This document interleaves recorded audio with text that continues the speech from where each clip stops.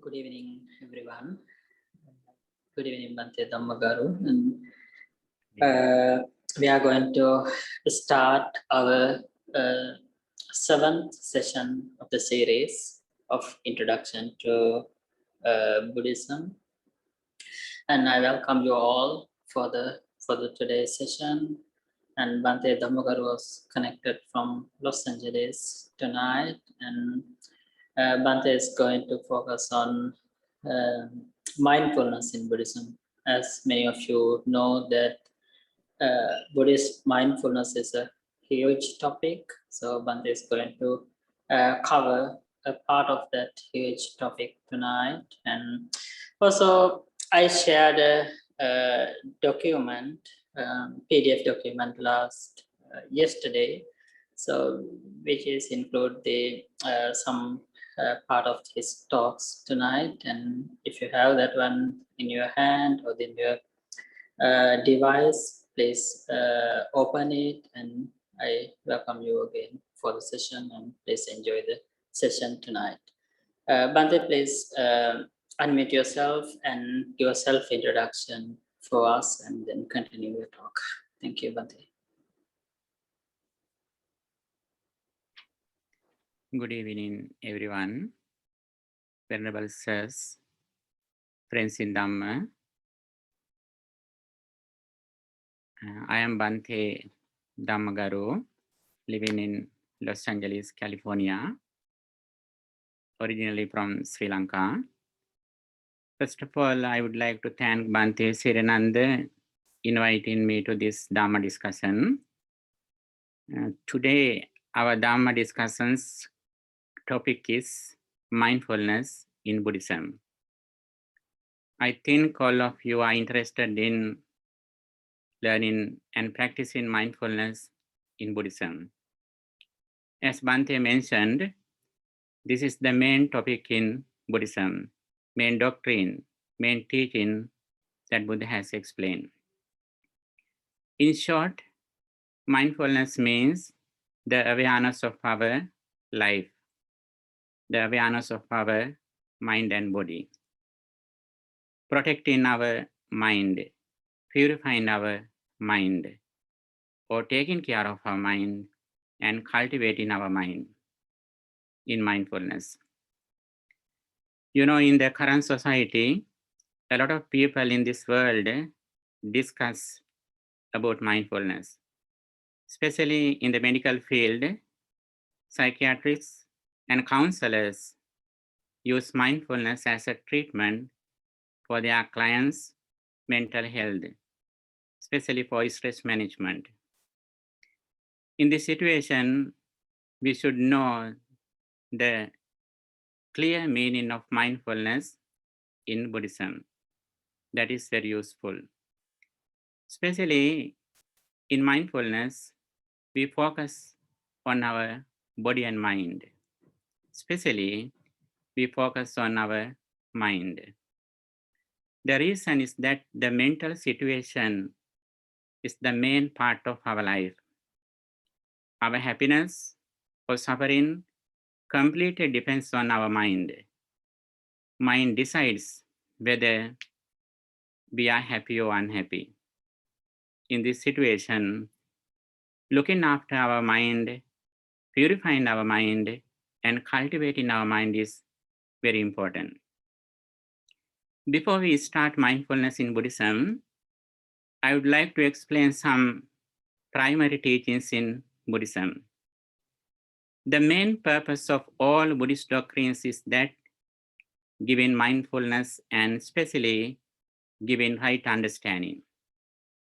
Right understanding means the right point of view, right vision about the world and ourselves.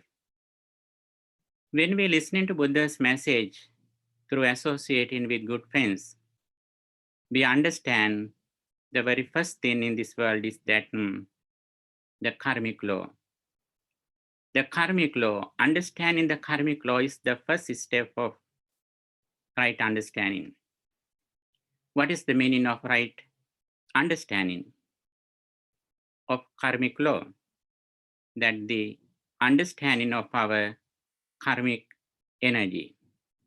Whatever we do with intention, physically, verbally, and mentally, we will have the same results according to our mental situation.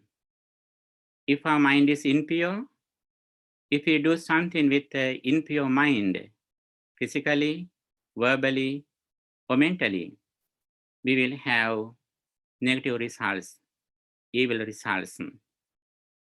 And also, if our mind is pure, if we do something with a pure mind, physically, verbally, and mentally, we will have fruitful results, good results. This is the nature of the karmic law. With this understanding, we trained our mind to overcome negative thoughts, evil thoughts from our mind. That is the very first advice in Buddhism, Sabba Papa Sakaranam, not to do any evil, especially physically and verbally. When we correct our actions and speech, then we go to the next level. With the understanding of the karmic law, we develop positive thoughts in our mind, in the world situation, in the mundane level. With a pure mind, we practice 3 meritorious deeds, kusala supa sampada, doing good deeds in our life. All the meritorious deeds can be summarized into 3. They are dana or generosity, sila or virtue, bhavana, meditation, mental culture. These are the 3 meritorious deeds we do with the understanding of the karmic law. Generosity means offering something to others concerning their qualities or needs. Virtue means discipline in our speech and behavior. Here we can practice 5 precepts for our inner peace. Abstaining from taking life, abstaining from stealing, abstaining from sexual misconduct, abstaining from foul speech, abstaining from intoxicating drinks and drugs, causing heedlessness. These are the 5 precepts that we practice for virtue or moral conduct. The next one is meditation or bhavana. Here, Buddhism has explained 40 meditation techniques. Especially, Buddhism emphasizes the importance of practicing loving kindness meditation. There we contemplate on that. May all beings be well, happy, and peaceful. According to Buddhism, in the mundane level, the highest merit that we can practice to cultivate our mind to the maximum level is that practicing loving kindness. When we contemplate on may all beings be well, happy, and peaceful again and again, that helps us to overcome some negative thoughts from our mind, and it helps us to develop positive thoughts in our mind. In our day-to-day life, when we practice loving kindness meditation, we can see the results. That is very helpful in our day-to-day life. And also, as the result of loving kindness meditation, we can reduce greed and anger from our mind. Especially, loving kindness meditation focuses on reducing anger. Anger is one of the main reasons that we suffer. You know, in our day-to-day life, a lot of people worry because of anger. If we are able to reduce anger, we can overcome more than 50% problems, mental illnesses from our mind. That is why Buddhism explains the importance of practicing mindfulness in our day-to-day life. We can see the beauty of our life as the result of practicing loving kindness meditation. I think at the beginning on this discussion, if we can practice loving kindness meditation 1 or 2 minutes, I think it is very useful for our Dhamma discussion. I invite you to practice Metta Bhavana, loving kindness meditation, 1 or 2 minutes. Please get ready for Metta Bhavana in short time. Please be aware of your body posture, and keep your mind around the nose or upper lip, and close your eyes gently. Now I keep my mind in the present moment, and also now I am going to practice loving kindness meditation for a while.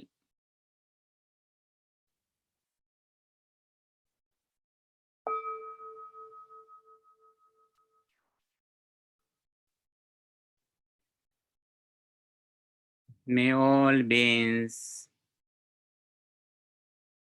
at this home be well, happy and peaceful.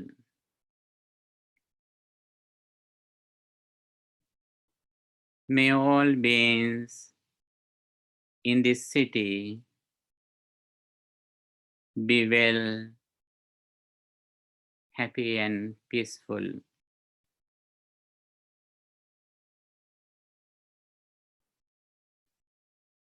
May all beings in this state be well, happy and peaceful.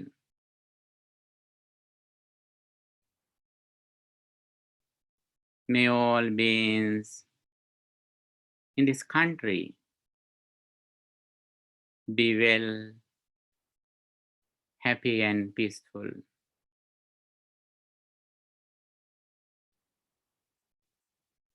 May all beings in this earth be well, happy and peaceful. May all beings in this universe be well, happy and peaceful.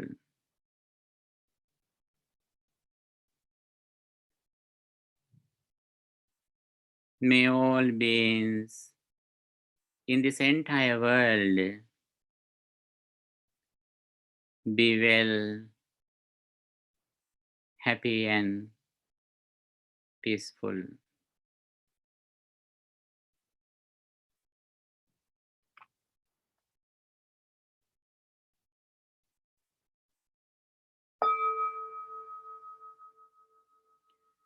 Okay, open your eyes, close gently. Open your eyes gently. Friends in Dhamma, now we are going to discuss our topic, mindfulness in Buddhism. As I mentioned before, mindfulness means the awareness of our mind, in short, or with details, the awareness of our body, feeling, consciousness, and mental formations. Buddha explains the importance of practicing mindfulness. First of all, Buddha explains the benefits or results of practicing mindfulness. Buddha says, Ekayano ayam bhikkhave maggo sattahana visuddhiya. This is only path for the purification of beings. Soka pariddavanam samatikkamaya. Practicing mindfulness is the only way for overcoming of sorrow and lamentation. Again, Buddha says, practicing mindfulness is the only way for eradicating grief and pain. Nyaya sadhigamaya. This is only path for gaining knowledge and wisdom. Nibbana satchikaranataya. for the attaining of enlightenment, liberation, emancipation. When we listening to this result, it is very clear that we can gain a lot of benefits by practicing mindfulness according to what the Buddha taught. Here, Buddha explains at the beginning on the path of practicing mindfulness, we should have clear understanding about the benefits and about the path. First of all, we can see the results. Buddha emphasizes the importance of practicing mindfulness. This is only path for the purification of beings. What is the purification? Purification means not only our physical body purification, but the purification of our mind. Whenever we are unhappy, whenever we worry, it means our mind is polluted with negative thoughts. Our mind is polluted with ignorance, greed, and anger. The more we are mindful, the more we can overcome, we can eradicate these negative thoughts from our mind. The more we purify our mind from these negative thoughts, the more we are able to live happily without suffering. That is why Buddha explains the path of purification, practicing mindfulness.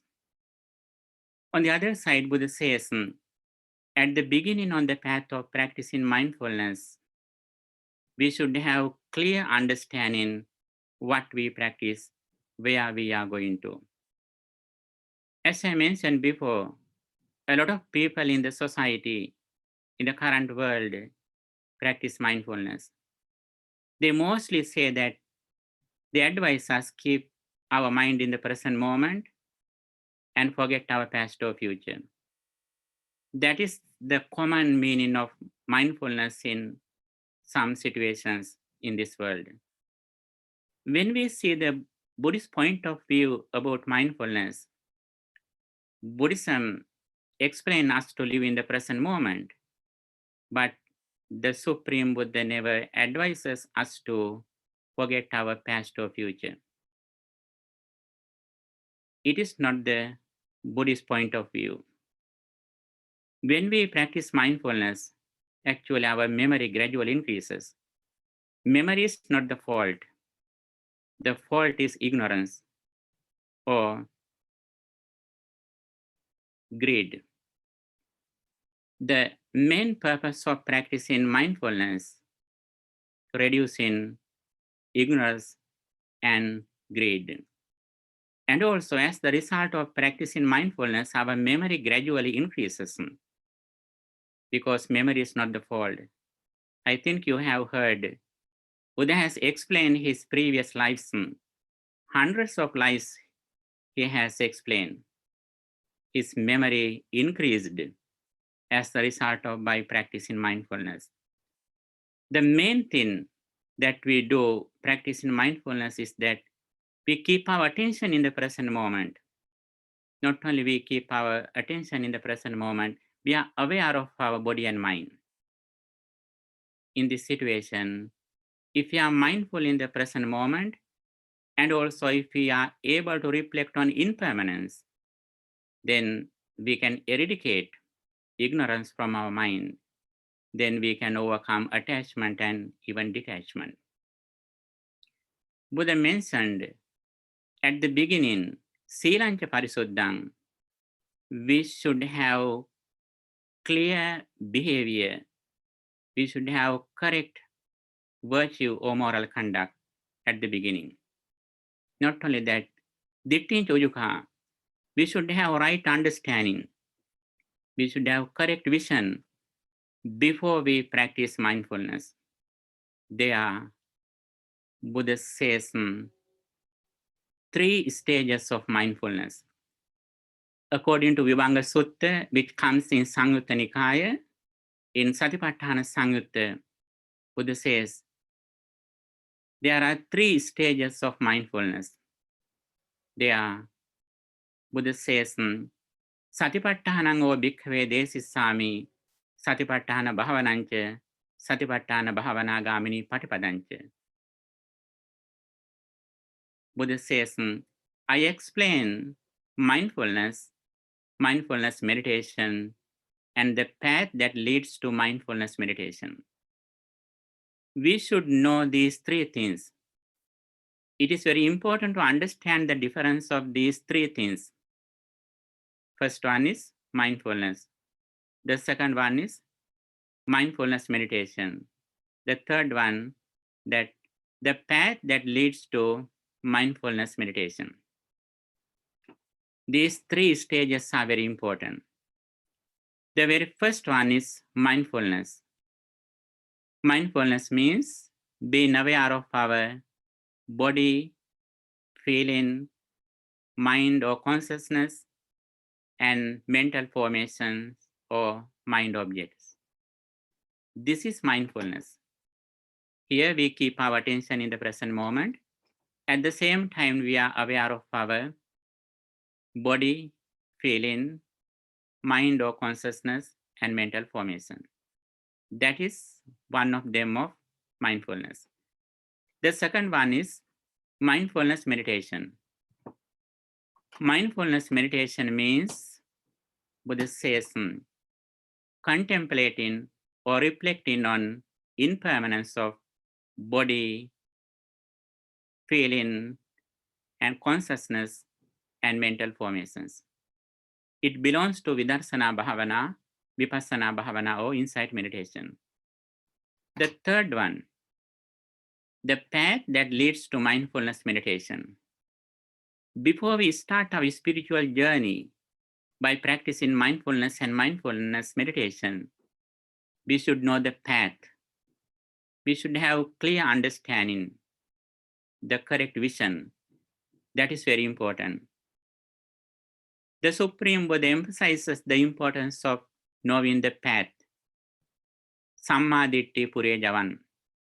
Right understanding should be first. That is front. Without vision, even though we practice something, we are unable to reach the real advantages, real destination. Therefore, we should have clear vision when we start the spiritual path. Here we can see mission and vision. The first mindfulness and mindfulness meditation belong to mission. And the third one, the path that leads to mindfulness meditation, belongs to vision. Mission and vision, both are very important. Mission without vision is blind. Vision without mission is useless. Therefore, both of them are very important in this path. First of all, we should understand what is the path. Path means right understanding. We should understand why suffering arises. Suffering arises because of ignorance. When we look at something, when we experience something through our senses, at the moment our mind is fixed outside things and persons because of ignorance. Here we should understand what is the nature of our life. When we experience something through our senses, through our eye, ear, nose, tongue, body or mind, the very first experience is very instant. It arises because of our previous karmic energy, and also it ceases instantly. After that, according to our first experience, we create the world. The very first experience is neither wholesome or unwholesome. It is neither pleasant or unpleasant. The very first experience is neutral. But because of our ignorance, we get that first experience as the present experience. When we see something, actually we recognize that scene not through our eye or eye consciousness, but through our mind consciousness. When we recognize something through our mind consciousness, actually the first experience has ceased. But we don't know this situation because of our ignorance. Even though we have heard it, if we are not mindful and wise at the moment, suddenly our mind is fixed in outside persons and things. That is why we have attachment and detachment. If we have this vision, we understand that the Four Noble Truths. It is very important to understand Four Noble Truths on this path. What are the Four Noble Truths? The origin of suffering. The first one is the noble truth of suffering. The second one is the origin of suffering. The third one, the cessation of suffering. And the fourth one, the path that leads to getting rid of suffering. What is the suffering? The very first truth is that our very first experience arises of five aggregates. Whatever we experience, it means five aggregates arise at the moment. What are the five aggregates? Rupa, form, Vedana, feeling, and Sanya, perception, Sankhara, mental formation, and Vijnana, consciousness. These five things arise together at the moment as the result of our previous actions. Those five things arise and cease at the moment. We should understand this first experience as five aggregates. These five things should be realized. When we realize these five things, we can overcome attachment or greed or desire. This is the origin of suffering. When we see the five aggregates, we know that very well. These five things arise and together at the moment, then we are able to overcome desire or greed. Krishna. That is the second noble truth, the origin of suffering. When we have understanding, mindfulness, and wisdom, we can overcome the attachment or desire. That is the cessation of suffering, the third noble truth, Nirodha Satya. When we go on this path, we understand the path as the Eightfold Path, Noble Eightfold Path. In short, the three disciplines, Sila, Samadhi, Panya, virtue, concentration, and wisdom. This is the thing that we understand at the beginning as the way or path that leads to mindfulness meditation. Here we understand the Four Noble Truths. When we understand Four Noble Truths, we have understanding about the dependent origination and also five aggregates. Dependent origination means every moment, five aggregates arise and cease. With the conditions, they cease. When the conditions, they arise. This is the nature of cause and effect, causality, the dependent origination, Paticcasamuppada, what the Buddha explained. Now we know in short what the mindfulness is and what the mindfulness meditation is and what the path that leads to mindfulness meditation is. Again, mindfulness means the contemplation of body, feeling, mind or consciousness, and mental formation.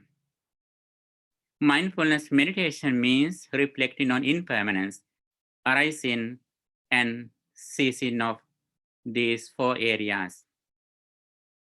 And also the path that leads to mindfulness meditation means understanding the Four Noble Truths, five aggregates, and the dependent origination. Now we start our spiritual journey. Now we know the destination. We know the enlightenment. We know the emancipation. What is the emancipation, liberation, freedom, or enlightenment? Whenever we are mindful with reflecting on impermanence of our mind and body, at the moment, our mind is not fixed anything nor anyone outside. At the moment, our mind is not fixed anything inside as permanent. We don't take anything as permanent inside too. We completely reflect on impermanence. Whenever we are reflecting on impermanence, especially about the five aggregates, at that moment, nobody or nothing can disturb our peace of mind. We completely depends on wisdom, reflecting on impermanence. This is the destination. Now we know the destination. With the understanding of the destination, we should understand our path. What is the path? Mindfulness and mindfulness meditation. Mindfulness belongs to the world in the Sammuti Satya or conventional truth. Mindfulness meditation belongs to ultimate truth as the Vipassana Bhavana insight meditation. Now, little by little, we go forward. According to Buddhism, the very first stage of mindfulness is that keeping our attention in the present moment. When we see some discourses in Buddhism, some monks and devotees have practiced mindfulness object, satinimitta, such as Maharahulavada Sutta. It is very clear that some Buddha's disciples practice mindful object or satinimitta. It means, Buddha says, satimukam paring upattapetva, abhimukam satin upattapetva, or parimukam satin upattapetva. We keep our attention around the nose or upper lip at the present moment.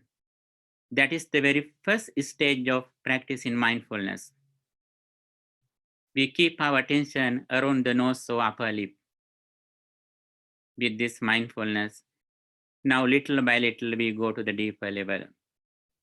Our goal is to understand our body and mind.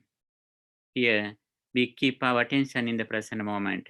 While you are listening to this sermon, discussion, you also practice this path. Please try to keep your mind around your nose at the present moment. Being aware of your mind at the moment you can listen into this sermon. And first of all, Buddha explains how we practice Kaya Anupassana. Mindfulness is divided into 4 areas. The contemplation of body, Kaya Anupassana. The contemplation of feeling, Vedanupassana. The contemplation of consciousness, Chittanupassana. The contemplation of mental formations or mind objects, Dhammanupassana. We first start with the contemplation of body, Kayanupassana. Keeping our attention in the present moment, we are aware of breathing in and out. When we breathe in, we know that now I am breathing in. When we breathe out, we know that now I am breathing out. We are mindfully breathing in and out. When we breathe in, we know that I am breathing in. When we breathe out, we know that I am breathing out. Little by little, we develop mindfulness with inhalation and exhalation. We can recognize when we breathe in alone, now I am breathing in alone. When we breathe out alone, we understand now I am breathing out alone. Little by little, it is going to very soft situation. Then we can understand I am breathing in short, I am breathing out short. Now we are aware of our breathing in and out. When we go to the deeper level, we can understand the entire breathing in and out. When we breathe in and out, we are aware of our entire breathing in and out. We do it mindfully. And also we can see calming this entire breathing in and out. With our mindfulness, it is going to deeper level. Now we are aware of breathing in and out. When our mind is concentrated, when we are successful in mindfulness, then we contemplate on arising and ceasing of breathing. This breathing is dependent. It arises and ceases every moment. This breathing is not a particular person. This is the result of some reasons or causes. This breathing happens because of food or nutrition that we take. As the result of nutrition and other reasons, such as our karmic law, this body happens, and also this breathing in and out happens. Because of cessation of these reasons, such as nutrition, this breathing also ceases every moment. Every second, this breathing in and out arises and ceases. When we see this reality, little by little, we can overcome attachment to this body. We say, there is a body, there is a breathing, but this is not a particular permanent person. This is only a process of some reasons. And also we contemplate on arising and ceasing of this breathing. With this understanding, our mindfulness and wisdom gradually increases, and also we dwell contemplating arising and ceasing of our body. With this understanding, we dwell independent without being attached to the world. Natakinchi loke upadhyati. Now, little by little, we reduce the attachment to our physical body. That is the purpose of practicing Kayanupassana, or the contemplation of body. The second step of Kayanupassana Bhavana, the contemplation of body, being aware of four postures. We walk, standing, and sitting, and lying down. There are four postures: walking, standing, sitting, and lying down. When we behave these four postures, we understand there is a posture. When we keep our attention in this posture, we understand there is a posture, but it is not a particular person, because every moment this posture arises and ceases. As the result of arising of conditions or causes, this posture arises, and as the result of cessation of conditions, this posture ceases. With this understanding, our mindfulness and wisdom gradually increase. As the result of this understanding, we recognize there is not a particular person in this posture. This is only a process of some reasons. Then we dwell contemplating on this impermanence, and also we dwell independent without being attached to the world. And also we don't take anything in this body as me, as mine, as myself. The next step is that the awareness of our behaviors. From morning to night, we have a lot of behaviors in our body. We walk, we eat, drink, wear our clothes. We do everything mindfully. Within our final destination, emancipation, now we are aware of all the activities that we perform from morning to night. When we eat, we do it mindfully. Mindful eating, mindful drinking, mindful walking, mindful driving. We do everything, keeping our attention in the present moment. And also we always see the arising and ceasing of these activities. These activities arise because of some reasons such as food and some reasons. When those conditions cease, this action also ceases immediately. They are impermanent. When we see the arising and ceasing of these activities, we understand there are some activities, but they are not a particular person. Activities don't belong to a person. That is just an activity. It is the process of some reasons. With this understanding, we don't take any action as mine, as me, as myself. When our mindfulness and wisdom increases, we understand our physical body. Then we dwell independent without being attached to anything or anyone in this world.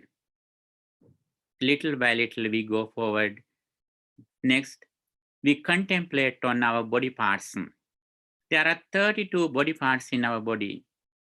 According to our interest, we can contemplate on these body parts such as hair, skin, nail, like that.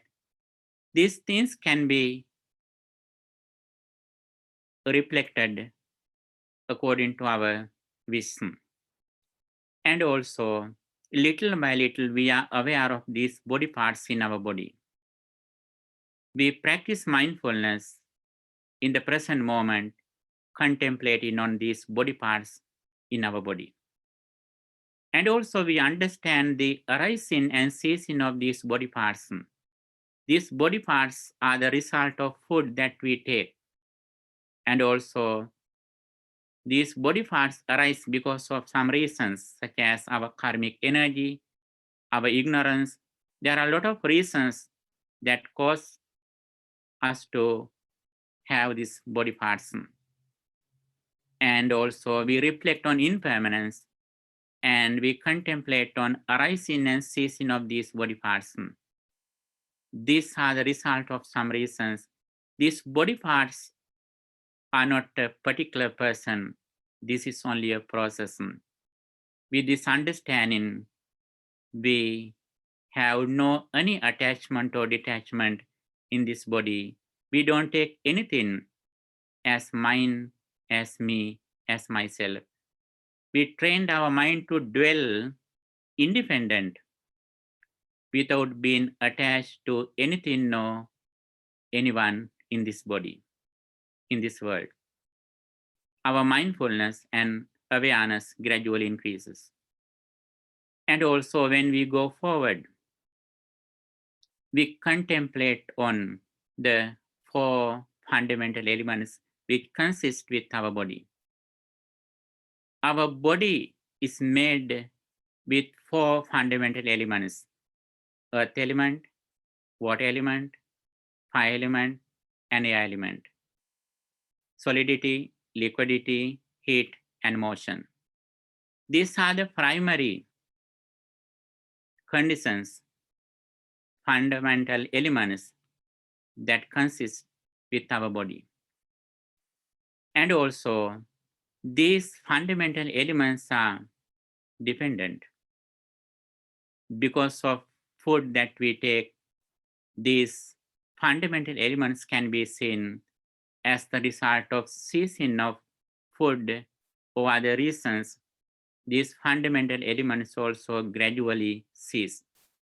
We understand the cause and effect, causality, the dependent origination of this body. With this understanding, we dwell independent without being attached to anything or anyone in this body, with the understanding of the nature of four fundamental elements. Furthermore, we can go forward, we can be aware of the decay in dead body. After we die, if we keep our body in a charnel ground, in the open ceremony, we can see little by little it goes to a skeleton. And also we can contemplate on some stages of this dead body.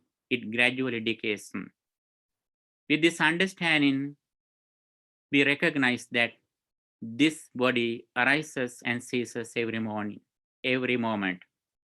And also with this understanding, we don't take this body as me, as mine, as myself. We see the cause and effect, causality, the dependent origination. And by practicing these stages of the contemplation of body, we understand this body is not a particular person. This is only a process of some reason. We are able to dwell without depending anything, reflecting on impermanence. This is the very first area of contemplating on mindfulness. This is the first step of mindfulness, kayanupassi viharati, the contemplation of body. When we are aware of our body, little by little we go forward. The second step of mindfulness is that vedanasu vedanupassi viharati, the contemplation of feeling. That is not just our mental feeling or physical feeling, but we receive feelings through 6 senses, through our eye, ear, nose, tongue, body, and mind. Through these senses, we receive some feelings. That feeling is impermanent. When we are aware of feeling, we can understand the nature of this feeling. Feeling is divided into several areas. According to the great discourse of mindfulness, Buddha explains how do we practice mindfulness in feeling. There Buddha says, when our mind has a pleasant feeling, we understand now I have a pleasant feeling. When we have an unpleasant feeling, we understand now I have an unpleasant feeling. When we have a neutral feeling, we recognize now I have a neutral or neither pleasant nor unpleasant feeling. And also when we have a sensual pleasant feeling, we recognize now I have a sensual pleasant feeling. When we have a spiritual pleasant feeling, we recognize that now I have a spiritual pleasant feeling. When we have a sensual unpleasant feeling, we understand that now I have a spiritual unpleasant and sensual unpleasant feeling. When we have a spiritual unpleasant feeling, we understand now I have a spiritual unpleasant feeling. It means, when we meditate or when we do some spiritual activity, if we have physical or mental feeling which is unpleasant, we recognize it, we contemplate on it. And also when we have a sensual neutral feeling, we recognize it. When we have a spiritual neutral feeling, we recognize that feeling too. With this understanding, we always are aware of our feeling, pleasant, unpleasant, or neutral. With this understanding, we contemplate on our mind in feeling, and also with this understanding, when mind is concentrated, we reflect on impermanence of these feelings. One feeling arises at once. Then we understand this feeling is dependent. This feeling arises because of contact. When our senses, objects, consciousness, and contact, when those three senses are together at the moment, this feeling arises. As the result of ceasing of these conditions, the feeling also ceases at the moment without remaining anything. This is the nature of the feeling. As the result of practicing mindfulness and mindfulness meditation about the feeling, we recognize that there is a feeling, but this feeling is not a particular person. And also, this feeling doesn't belong to any particular person. This is just a process of some reasons. With this understanding, our mindfulness and wisdom gradually increase, and also we dwell independent without being attached to anything or anyone in this world. We reduce the attachment in our feelings. We understand the arising and ceasing of these feelings. And also we don't take any feeling as mine, as me, as myself. The next area of practicing mindfulness is that chitte chittanupassī viharati, the contemplation of consciousness. When we are aware of body, we went to the next second level, the contemplation of feeling. When we are aware of our feeling, little by little, when our mindfulness increases, then we are aware of our mind. When our mind is lustful, we understand now my mind is lustful. When my mind is not lustful, I understand now my mind is not lustful. We recognize our mental situation. When our mind is angry or not angry, we recognize it. When our mind is ignorant or not ignorant, we understand it. When our mind is concentrated or not concentrated, we recognize it. When our mind is liberated or not liberated, we recognize it. Now we are fully aware of our consciousness. Now we look after our mind. It doesn't mean that we struggle with negative thoughts. Actually, in this level, the contemplation of consciousness, we are only the seekers. We don't struggle with negative thoughts, or we don't try to develop positive thoughts in this level. We contemplate our mind in this consciousness at the present moment, and also we reflect on impermanence of this mind or consciousness. Consciousness is divided into 6 according to our 6 senses, like eye consciousness, ear consciousness, nose consciousness, and tongue consciousness, body consciousness, and mind consciousness. At one time, one consciousness arises. When one consciousness arises, the others are not alive. Because of speed of this consciousness, we think all of them work together, but one consciousness arises and ceases at one time. And also we understand this consciousness every moment arises and ceases with the condition. What is the cause of this consciousness? Buddha says, Nama Rupa Paccaya Vijnanam. Consciousness happens. Consciousness arises because of some reasons, especially as the result of Nama Rupa. Nama means mentality, Rupa means corporeality. As the result of arising of mentality and corporeality, this present consciousness arises. As the result of ceasing of mentality and corporeality, the consciousness immediately ceases without remaining anything.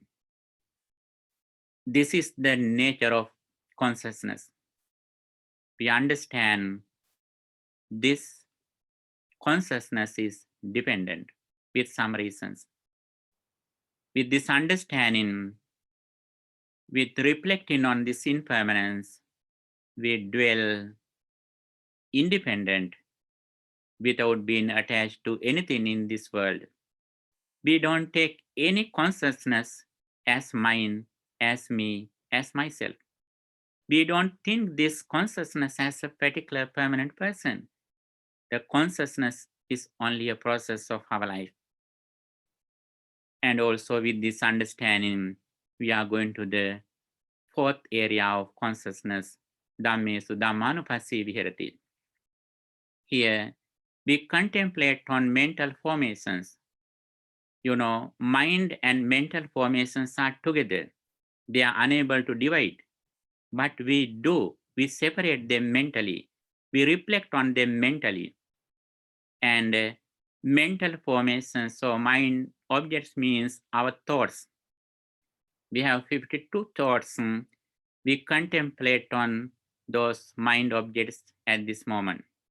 The very first thing is when we have negative thoughts of our mind, such as 5 hindrances, kamachanda, sensual pleasure, vyapada, ill will, and thinamidda, sloth and torpor, uddacha kukucha, restlessness and worry, and vichikicha, doubt.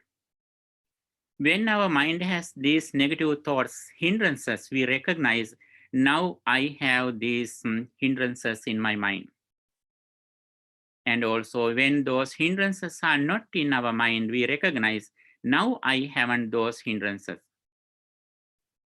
And also when they go away, we understand they are going away. And also we recognize how they don't come back. When we are mindful and wise, at the moment, our mind has no space for these negative thoughts, for hindrances. Then we recognize these 5 hindrances, some negative thoughts which arise in our mind. The second level of Dhammanupassana is that we understand 5 aggregates. Every moment, whatever we experience through our senses, it means 5 aggregates arise. 5 aggregates means Rupa, form, Vedana, feeling, Sanya, perception, Sankhara, mental formation, and Vijnana, consciousness.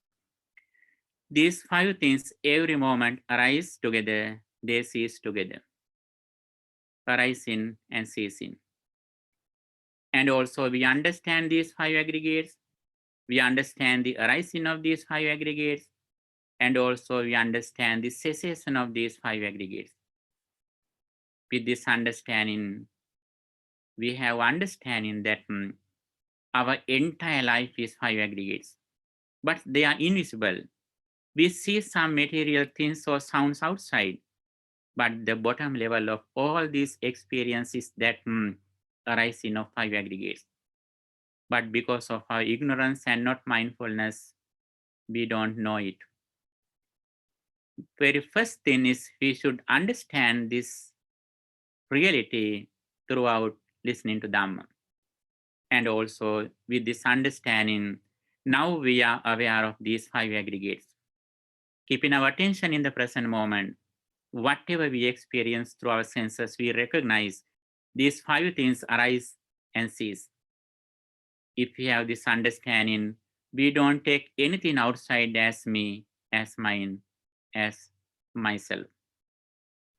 Now, little by little, we go forward.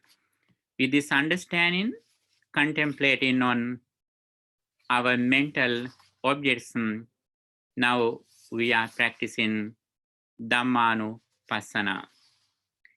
In this level, now we recognize, first of all, we contemplate on hindrances. And also the second thing is that we contemplate on 5 aggregates. The next step is that We are aware of our senses. We have 6 senses such as eye, ear, nose. We understand every moment these senses, sense spheres arise and cease. At one time, one sense arises. The sense is alive as the result of having some objects outside. And also, when we have consciousness and contact, these experiences arise. Now we are aware of these spheres or senses. We contemplate on our internal senses. Not only that, we understand the external objects, such as form, sound, smell, like that. And also we understand how attachment arises. Attachment is not our eye or form. Attachment arises in our mind according to our ignorance and not mindfulness. Now we understand 6 senses and 6 objects and the attachment or defilement. And also, especially in here, we understand the nature of these senses. These 6 senses are invisible. We are unable to see them physically. And also, the nature of these senses are impermanent. They arise us at the moment with the conditions, they immediately cease us at the moment. If we can be aware of these senses that they are impermanent, that is the real skillfulness that a person can develop. That says in Buddhism, ayatana kusalata, the skillfulness in senses. And with this understanding, we know very well eye, ear, nose, tongue, and these senses arise at the moment. They are invisible. They are alive with some reasons, such as internal, external objects, consciousness, and contact. When those conditions are together, we can experience something, but that experience is impermanent. And also, we can't take anything as me, as mine, as myself. Little by little, we go forward. Now, as the result of having mindfulness, now our spiritual faculties gradually increase. There are 7 enlightenment factors in this level. They are sati, the spiritual factor of mindfulness, Dhammavijaya, investigation, virya, energy, and piti, rapture, passaddhi, tranquility, samadhi, concentration, and upekha, equanimity. These are the spiritual faculties as the result of long time practice, as the result of long time practice of mindfulness. When we are mindful and wise, our spiritual faculties gradually increase. We have mindfulness in our body and mind, and also we always reflect on Dhamma, and also we have energy to overcome negative thoughts and develop positive thoughts, and little by little, our mind becomes calmness, and also it comes tranquility, and also mind becomes concentration. As the result of this path, our mind is in the equanimity. We make a balanced mind, equal mind. These are the spiritual faculties. When we have these faculties, enlightenment factors, we understand now I have these enlightenment factors. And also when we haven't some faculties, we understand them too. And now we always dwell with these spiritual, especially enlightenment factors. Not only that, we little by little go forward. Now we recognize again the Four Noble Truths, what we have heard before when we start this spiritual journey. As a Sutame Jnana, the knowledge of hearing, we listening to the Four Noble Truths. I think you can remember at the beginning, we listening to the Four Noble Truths. The noble truth of suffering, the noble truth of the origin of suffering, the noble truth of the cessation of suffering, the noble truth of the path that leads to getting rid of suffering. We have already heard it. Now we see them wisely and mindfully. When our mind is concentrated, we understand every moment the five aggregates arise. When we recognize these five aggregates, the attachment or the origin of suffering gradually eradicates. And also when we eradicate the attachment or desire, then we can experience the cessation of suffering. And also it means we are on the path of liberation, the Noble Eightfold Path, or three disciplines, virtue, concentration, and wisdom. Now you can understand the path of mindfulness that Buddha explained. First of all, we started this spiritual path with the understanding of the noble truth.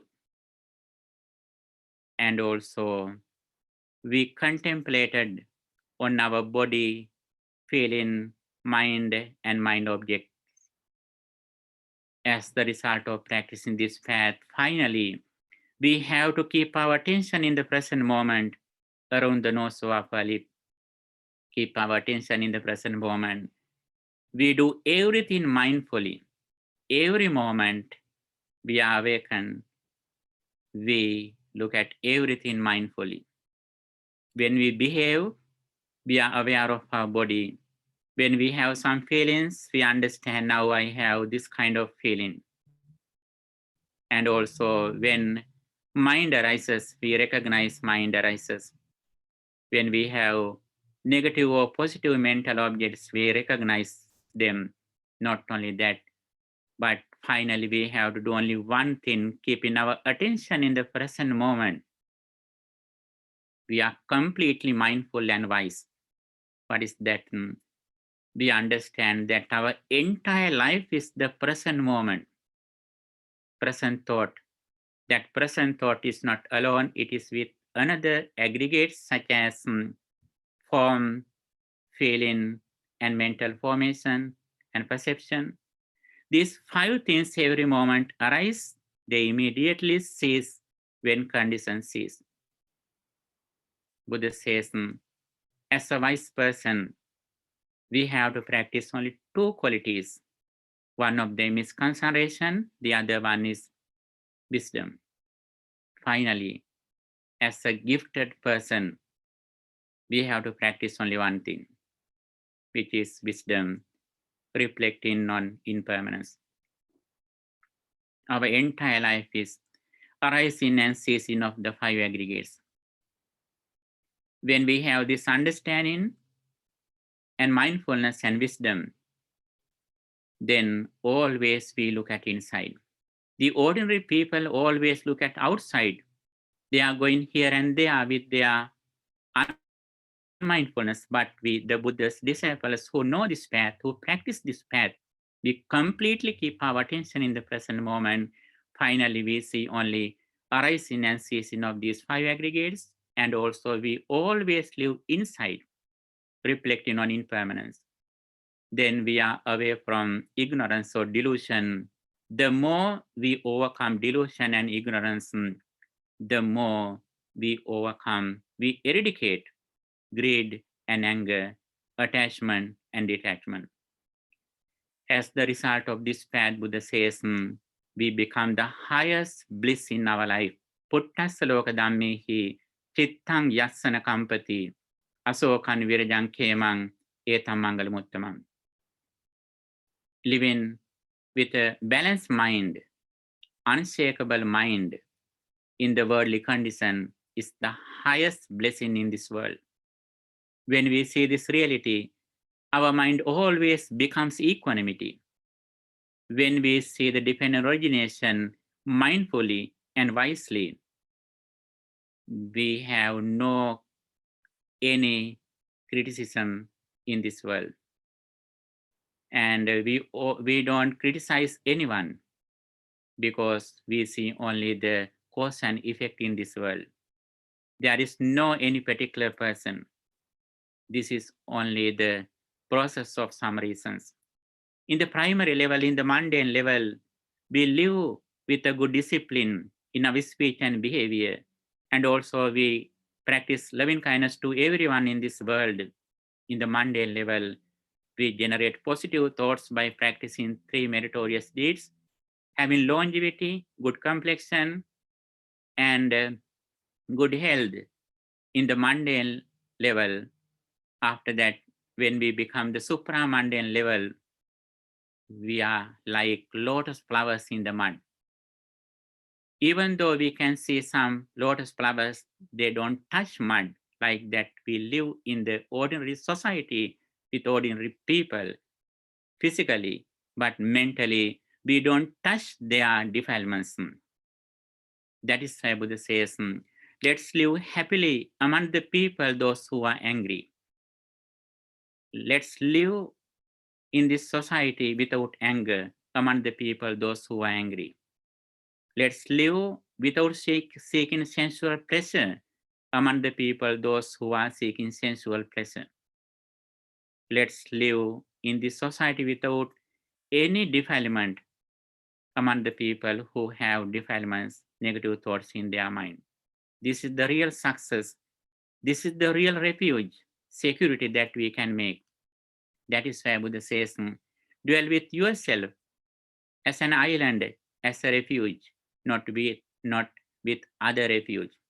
Dwell with the Dhamma as a refuge, as an island, not with other refuge. This is the real safety, security that we make in our life. We started this spiritual journey with the understanding of the right understanding.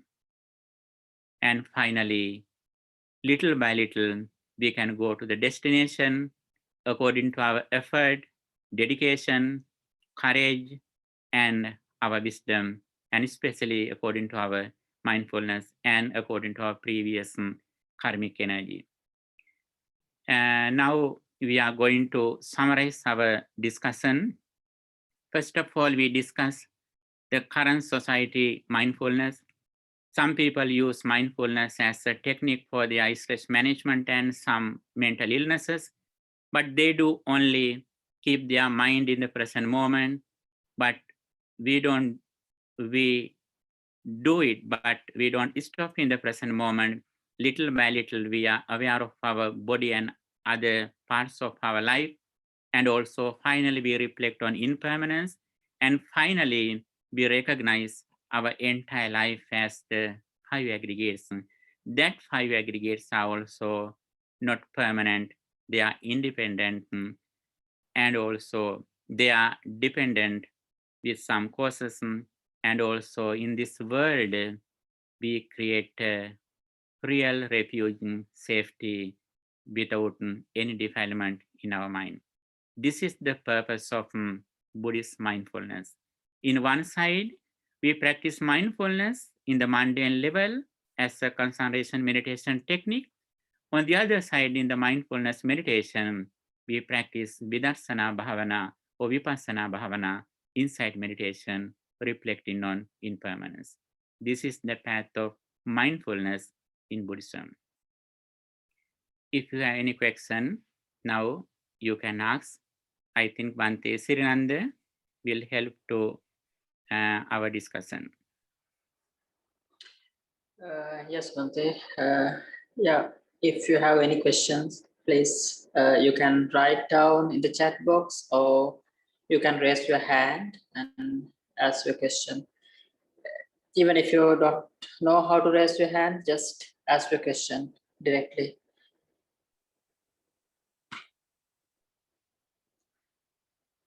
Yeah, Sherry, go ahead.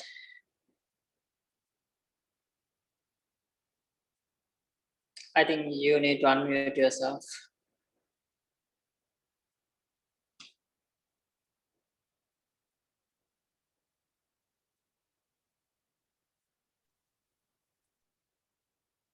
Here you go. Yeah. Oh, again, you muted yourself.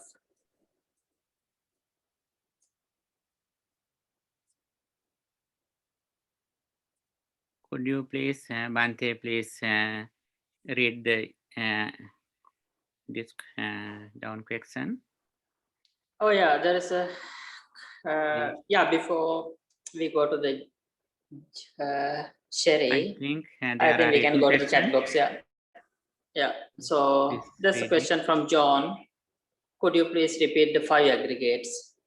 Yes, 5 aggregates are, the first one is Rupa, form, Vedana, feeling, Sanya, perception, Sankhara, mental formation, and Vijnana, consciousness. These 5 things are our life. These 5 things are invisible. Actually, we can see some forms, we can hear some sound, we can taste some food, but the bottom level of this experience is that the 5 aggregates. 5 aggregates can be seen in various stages. The very first thing is our very first experience. When we see something, when we hear something, when we smell something, as the first experience, these 5 things arise together at the moment. And also it immediately ceases. When that very first experience is neutral, it is neither pleasant or unpleasant, it is neither wholesome or unwholesome, it is neutral. When we are ignorant and unmindful, then those pure things go to clinging to 5 aggregates. Then we have attachment with these 5 aggregates. That is the cause of suffering. The very first experience is neutral. When we recognize, when we realize that 5 aggregates, we don't go to the clinging of 5 aggregates. Then we see the arising and ceasing of them. We can understand impermanence of these 5 aggregates. Any question, Bante?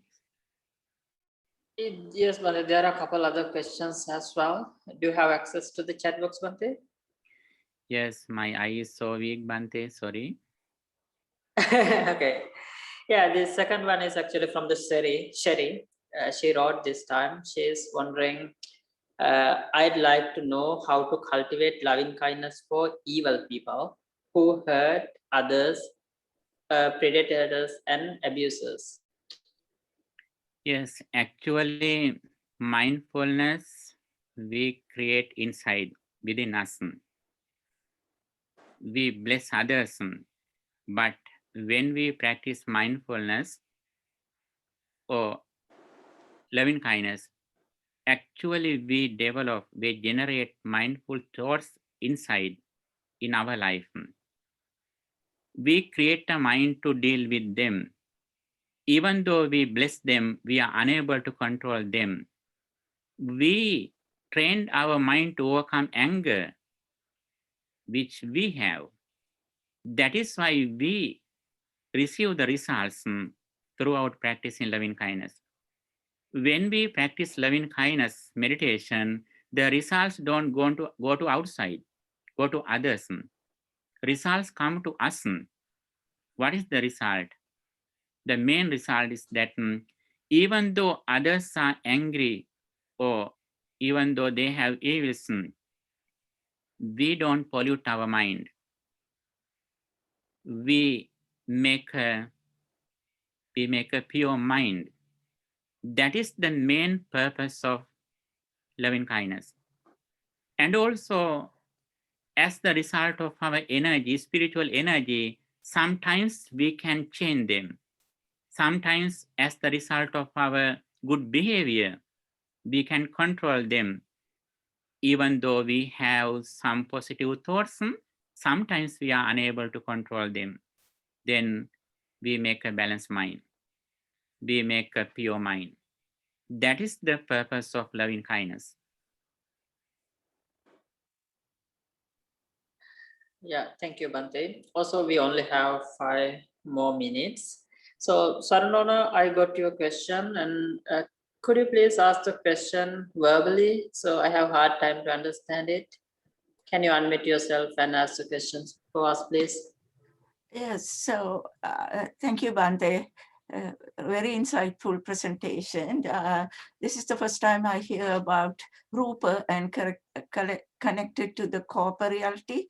And my question is, non-corporeality or incorporeality, is it related to the anatta?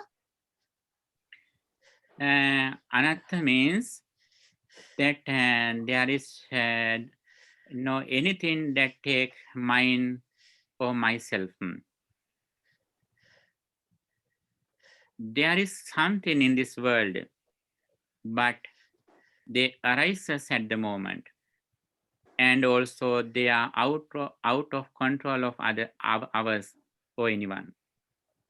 That is the nature of anatta. Impermanence means arising and ceasing at the moment, and also dissatisfactoriness. And anatta means we are unable to control them. There is a world, there is persons in this world, but everything is impermanent. When we understand everything is impermanent, we understand that we can control them. Then we make a balanced mind inside. That is the nature of understanding anatta. Thank you, Bante. It's very clear now. I think this would be our last question. It's from the Indra Mahathya. Extremely clear, excellent presentation, Bante. Does every single rising and ceasing take one chittakshana in all these contemplations? Yes. Bante, do you want me to repeat it?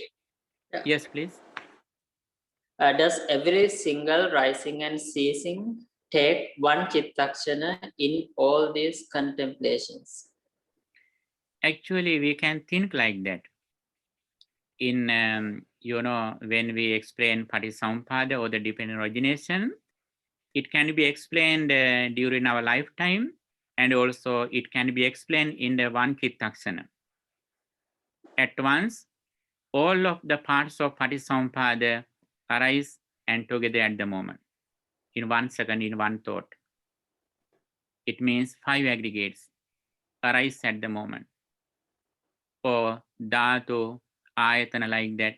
In various ways, we can discuss these parts of our life, and however, finally, we can summarize everything in a particular mental object.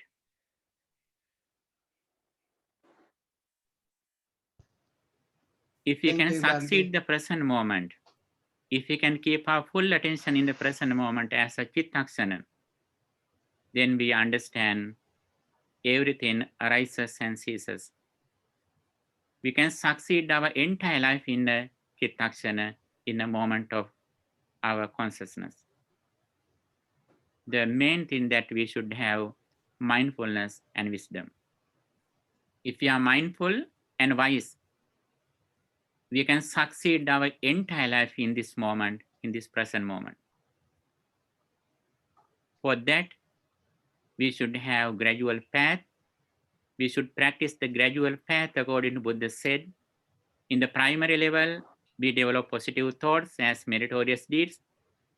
In the supramundane level, with the understanding of the dependent origination, we practice samatha and vipassana, concentration and vipassana bhavana, insight meditation again and again. As the result of practicing this path, finally, we see only arising and ceasing of our 5 aggregates. And also, Bante, please give me 1 minute to explain some very special thing that I think you have heard about EQ or EI, emotional intelligence or emotional quotient. Emotional intelligence also can be applied here. As the result of this pattern, according to emotional intelligence, we can develop special 5 qualities: self-awareness, self-regulation, inner motivation, empathy, and social skills. These are the higher qualities that a person can create in his life according to emotional intelligence. We are so fortunate. Buddha has explained these qualities before 2,600 years ago. When we practice mindfulness according to what the Supreme Buddha explained, these qualities gradually increase in our life. They are self-awareness, self-regulation, inner motivation, empathy, and social skill.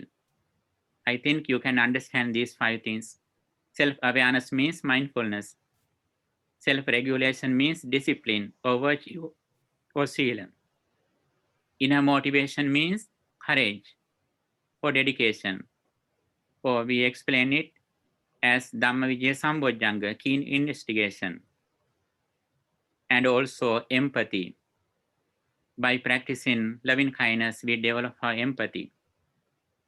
And also social skill. With this understanding, we communicate our understanding with others. We explain this message when others are ready to listen to what we say.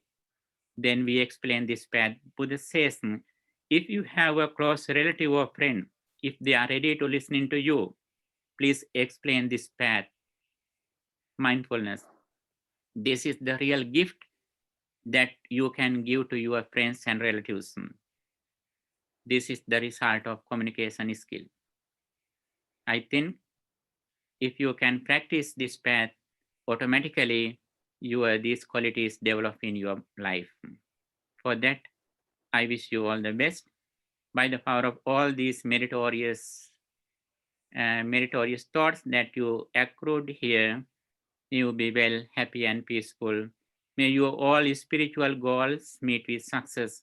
Finally, may all of us attain the final bliss of liberation. Sadhu, sadhu, sadhu. And also, I think we have given you a handout. You can read the handout, and also you can improve your knowledge, your understanding about the mindfulness in Buddhism. Don't forget to read it not only one time, please read it several times as much as you can. Thank you, Bhante. May the Triple Gem bless you. Thank you, Bhante, too. You too. And we really, it was a really interesting talk, and we enjoyed that talk. Unfortunately, we don't have much time this evening. I know maybe most of our friends have questions for you, but we have to conclude the session from now. And thank you, Bhante, for your time and sharing your wisdom with us. And we really appreciate it. And also, I thank you, everyone. Thank you for all for participating tonight. And the next week will be our last session. And Bhante Vijita from Ottawa will conduct that session, and it's a very important topic that we are going to discuss as we did today. So we are planning to discuss about the lay life, Buddhist lay life, as well as how to manage your last moment in your life. So as a Buddhist, we believe that our last minute in our life is the most important minute. So then how to manage that minute is very important. So the Bhante Vijita is a chaplain, so he's working with the hospital patients a lot of times, and he has a lot of experience to share with you. I highly encourage you to come and participate for that session as well. And thank you all, and I wish you for a good night and good week. Thank you. All the blessings be with you. Thank you, Bhante.